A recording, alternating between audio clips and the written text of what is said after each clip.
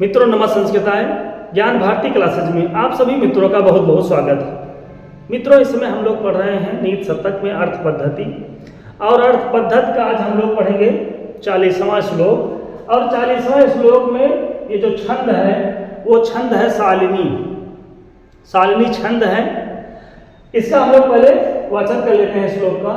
आज्ञा कीर्ति पालनम ब्राह्मणानां दानम भोगो मित्र संरक्षणं च ये सामेते षड्गुणाः न प्रवृत्ता कोऽर्थस्तेषां पार्थिवोपाश्रयेण कोऽर्थस्तेषां पार्थिवोपाश्रयेण आज्ञा कीर्ति पालनम ब्राह्मणानां और दानम भोगो मित्र संरक्षणं च ये सामेते षड्गुणाः न प्रवृत्ता कोऽर्थस्तेषां पार्थिवोपाश्रयेण। भर्तृहरि जी राजाओं के 6 गुण बताए हैं। प्रश्न आ सकता है कि राजाओं के कितने गुण होते हैं, तो राजाओं के 6 गुण बताए हैं भर्तृहरि जी ने। लिखा है षड्गुणाः। षड्गुणा मतलब 6 गुण। तो राजाओं के कितने गुण होते हैं, तो राजाओं के 6 गुण होते हैं। और भर्तृहरि जी ने कहा कि अगर किसी राजा के अंदर ये 6 गुण नहीं पाए जाते हैं, राजा के अंदर ये 6 गुण नहीं हैं, तो फिर उस राजा के यहाँ रहने का कोई मतलब नहीं है। येषाम् एते सद्गुणाः न प्रवृत्ता कोऽर्थस्तेषां पार्थिव उपाश्रयेण। लिखा है तेषां पार्थिव उपाश्रयेण का अर्थ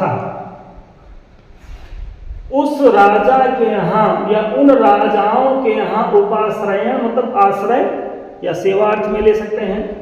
उन राजाओं का आश्रय लेने का क्या मतलब है, या उन राजाओं के यहाँ सेवा करने का क्या मतलब है।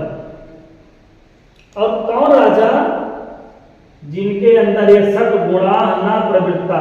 जिन राजा ऐसा मतलब जिनके, एते मतलब ये एते षड्गुणाः जिन राजाओं के पास, जिन राजाओं के अंदर ये षड्गुणाः न प्रवृत्ता, ये 6 गुण नहीं पाए जाते हैं, उन राजाओं के यहाँ रहने का कोई भी मतलब नहीं है। जिन राजाओं के पास ये 6 गुण नहीं है, उन राजाओं का आश्रय लेने से, उन राजाओं की सेवा करने का कोई मतलब नहीं है।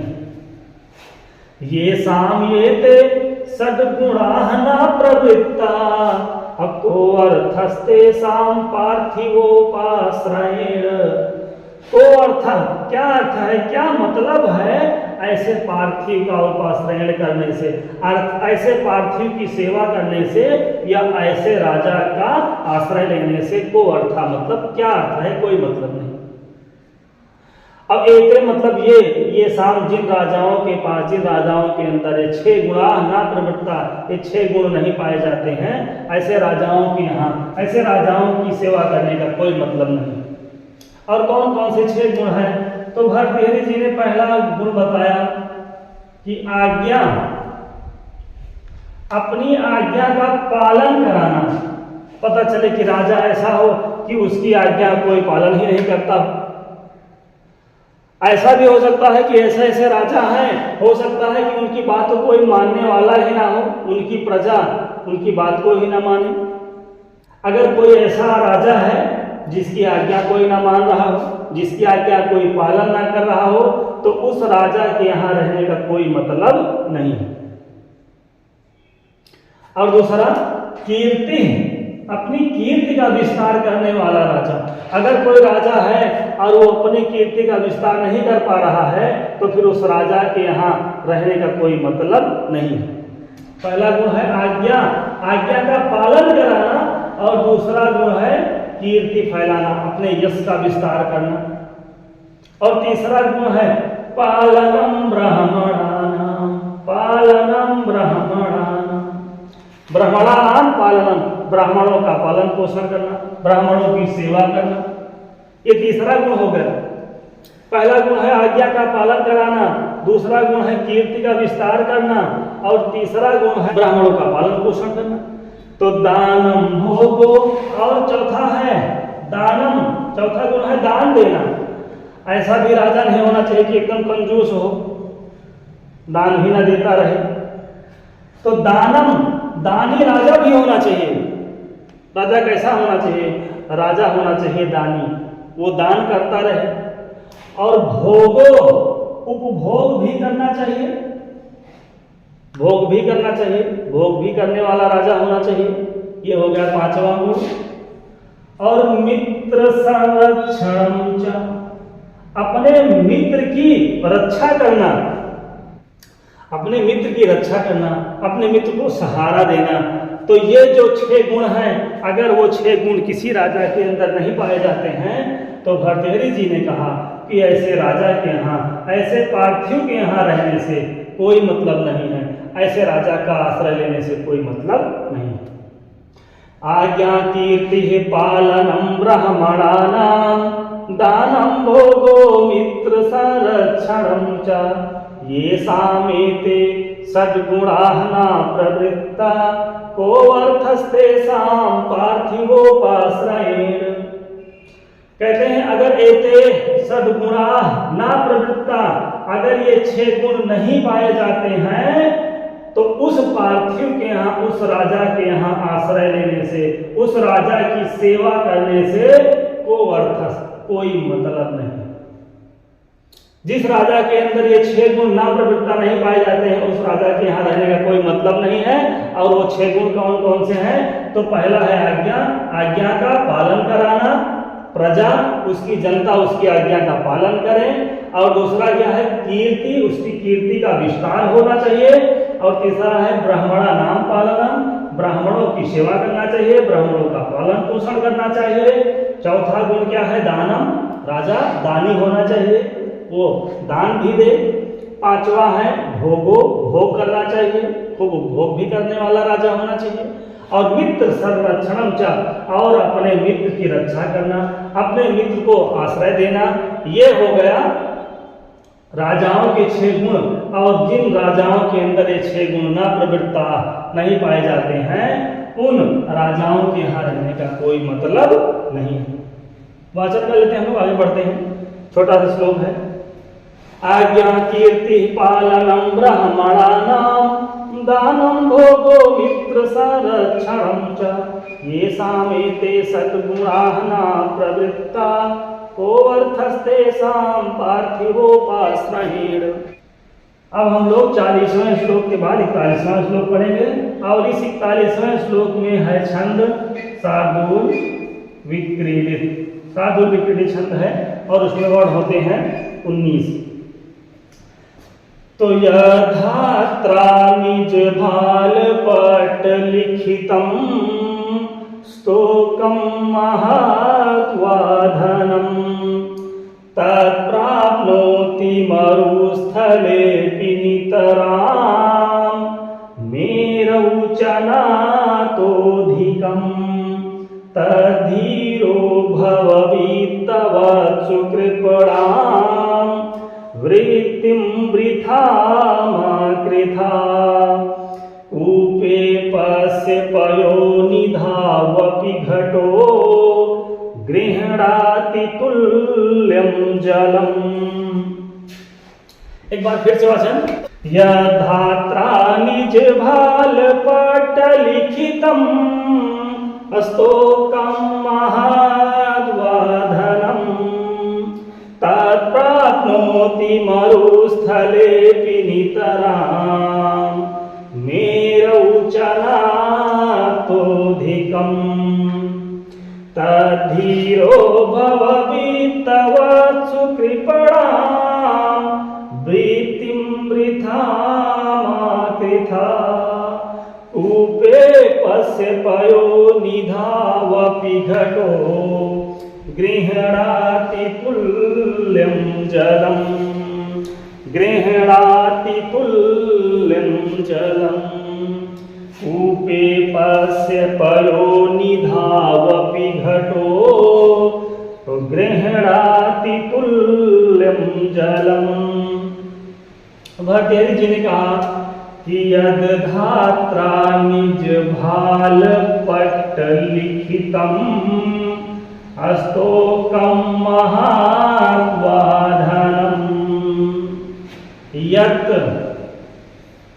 या यद कह सकते हैं, यत धन धात्रा, धात्रा का मतलब हुआ विधात्रा, तृतीया का एक वचन है ब्राह्मणा, तो विधाता के द्वारा, ब्रह्मा जी के द्वारा, यत मतलब जो, निज भाल पट लिखितम, भाल मतलब होता है मस्तक और लिखितम मतलब लिखा गया है, तो विधाता ने जिसके मस्तक पर जितना लिख दिया है, अस्तोकम महात्वाधनम, अस्तोक मतलब थोड़ा और महत मतलब ज्यादा, अवा मतलब अथवा, धन मतलब धन, तो विधाता ने जिसके भाल पर, जिसके ललाट पर, जिसके मस्तक पर जितना लिखितम, जितना लिख दिया है, क्या धनम, वो चाहे कम हो और चाहे ज्यादा, थोड़ा हो चाहे ज्यादा हो, जितना जिसके मस्तक पर धन लिख दिया गया है,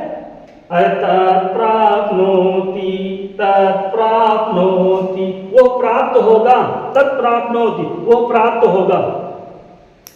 यद धात्रा निज भाल पट लिखितम, विधाता ने जिसके भाल पर, जिसके मस्तक पर जितनी चीजें, जितना धन लिख दिया है, अस्तोकम महात्वाधनम, चाहे कम हो और चाहे ज्यादा, थोड़ा बहुत जितना भी जिसके मस्तक पर विधाता जी ने लिख दिया है, तत्प्राप्नोति, वो प्राप्त नोति, वो प्राप्त होगा, जिसके भाग्य में, जिसके मस्तक पर जितना विधाता जी ने लिखा है वो उसको मिलेगा, चाहे कम लिखा हो और चाहे ज्यादा लिखा हो, कम लिखा हो तो कम मिलेगा और ज्यादा लिखा है तो ज्यादा मिलेगा। कहाँ मिलेगा? मरुस्थले पिनितराम मेरौचनातोधिकम, चाहे वो प्राप्त होगा चाहे मरुस्थल में और चाहे मेरौ, मेरु मतलब सुमेर पर्वत, सुमेर पर्वत पर क्या है? सुमेर पर्वत पर सोना ही सोना है और मरुस्थल पर कुछ होता ही नहीं है। तो भर्तृहरि जी ने कहा कि जितना विधाता जी ने जिसके मस्तक पर जो धन लिख दिया है वो चाहे मरुस्थल पर रहे जहाँ कुछ भी नहीं मिलता है, कुछ भी पैदा नहीं होता है, और चाहे वो सुमेर पर्वत पर रहे जहाँ पर रिश्ता सोना ही सोना होता है, वो उसको प्राप्त होगा।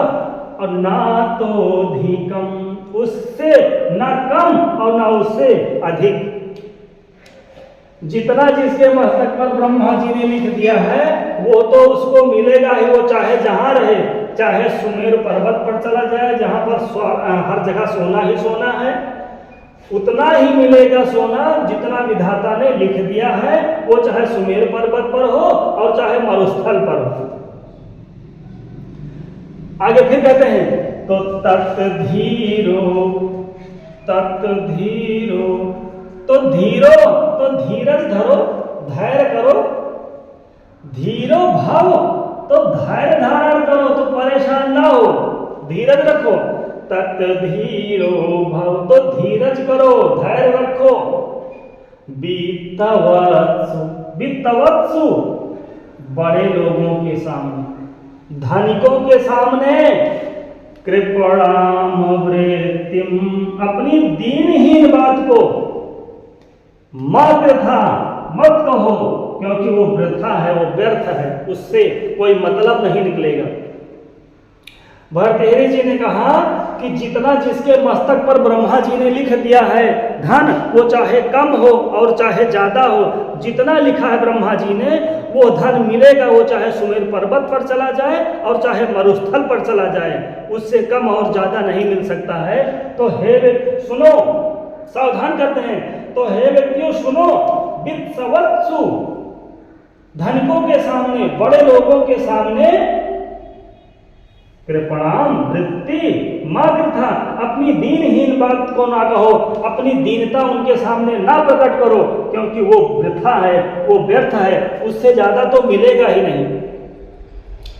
और आगे उदाहरण देते हैं बड़ा सुंदर सा कि कूपे पश्य पयो निधावपि, कहते हैं पश्य, अरे देखो भाई जरा देखो तो, पश्य देखो, क्या देखो, घटो, घटो मतलब घड़ा, जो घड़ा होता है जिसमें जल भरा जाता है। अरे भाई सुनो, देखो तो क्या देखो, किसको देखो, घटों को देखो, घट को देखो, घड़ा को देखो।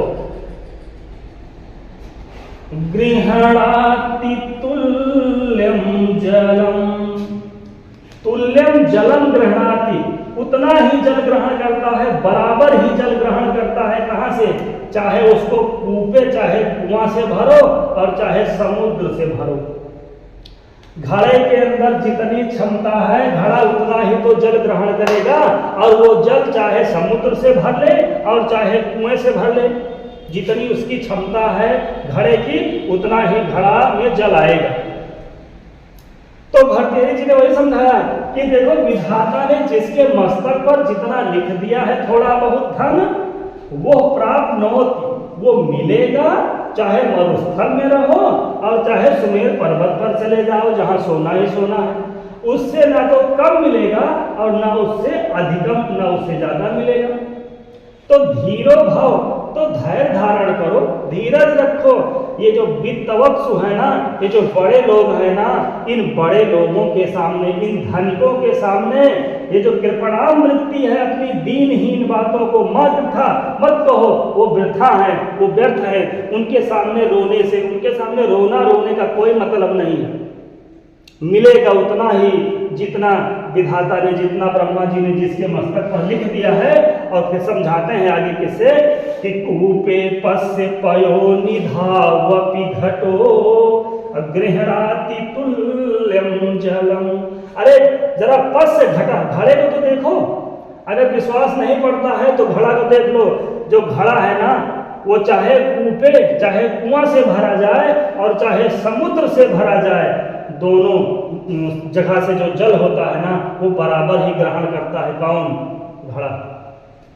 तो कूपे पश्य पयो निधावपि घटो गृहणाति तुल्यम जलम यद्धात्रा निज भाल पट लिखितम हस्तोकम महात्वा धनम तत्राप्नोति मरुस्थलेऽपि नितरां मेरौचनातोऽधिकं तद्धीरो भववित्तवत्सु कृपणां वृत्तिं वृथा मा कृथा कूपे पश्य पयो निधावपि घटो गृहणाति तुल्यं जलम।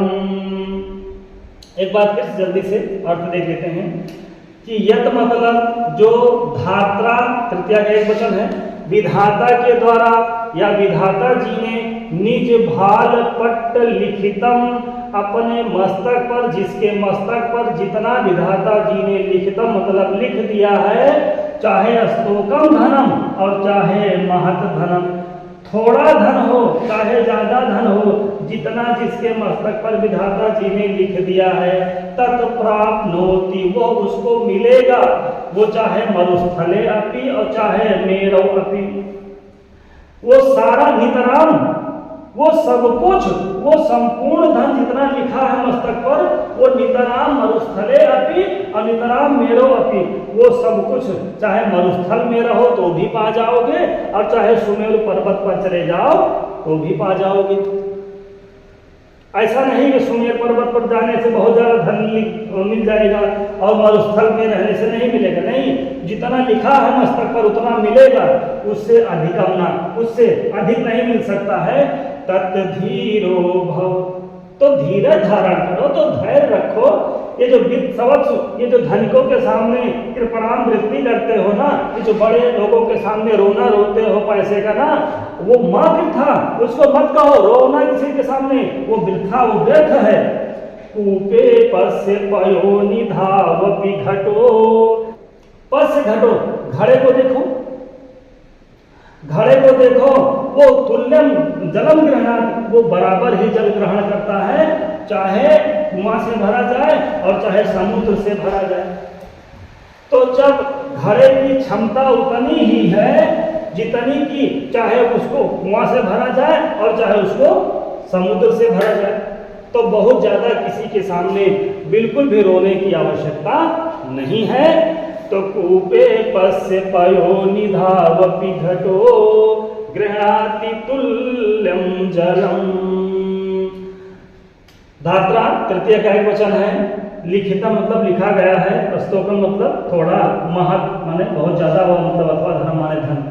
तत्प्राप्नोति, वो प्राप्त होगा, मरुस्थले अपि, पूर्व रूप संधि हो जाएगी, मरुस्थल में भी, नितराम सब कुछ संपूर्ण मिलेगा, चाहे सुमेर पर्वत पर हो चाहे मरुस्थल पर हो। तत्धीरो, तत्धीरो हो जाएगा भव, लोट लकार मध्य पुरुष एक वचन की क्रिया है, भू धातु है। अवित सवत्सु सप्तमी का बहुवचन है, कृपणाम वृत्ति मतलब दीनहीन बात को, मां कृथा मतलब मत कहो वृथा व्यर्थ है। कूपे कुआं और पस से लोट लकार मध्य पुरुष एक वचन की क्रिया है। पयोनिधव अपि, एक बार देख लेते हैं, इसमें अयादि संधि है। पयो, यहां ऊपर जरा देखते हैं, पयो निधव धन अपि, यहाँ पर अव की मात्रा है और अव की मात्रा की जगह पर हो जाएगा अव और रूप बन जाएगा पयोनिधाव। तो पयोनिधाव अपि में अयादि संधि है और घटा मतलब घड़ा, ग्रहणात मतलब ग्रहण करता है, तुल्यम जलम मतलब बराबर जल। तो मित्रों ये हो गया हमारा आज का 40वां और 41वां श्लोक। एक बार जल्दी से वाचन कर लेते हैं दोनों श्लोकों को और आगे बढ़ते हैं। आज्ञा कीर्ति पालनम रहमणानां दानं भोगो मित्र संरक्षणं च ये सामेते षड्गुणाः न प्रवृत्ता को अर्थस्तेषां पार्थिवोपासनेन। इसमें राजाओं के 6 गुण बताए गए हैं और नियद्धात्रा निज भाल पट लिखितम स्तोकम महात्वाधनम तत्प्राप्नोति मरुस्थले नितरां निरौचनातुधिकं तद्धीरो भव वित्तवत्सु कृपणां वृत्तिं वृथा मा कृथा कूपे पस्य पयोनिधावपि घटो गृह्णाति तुल्यं जलम।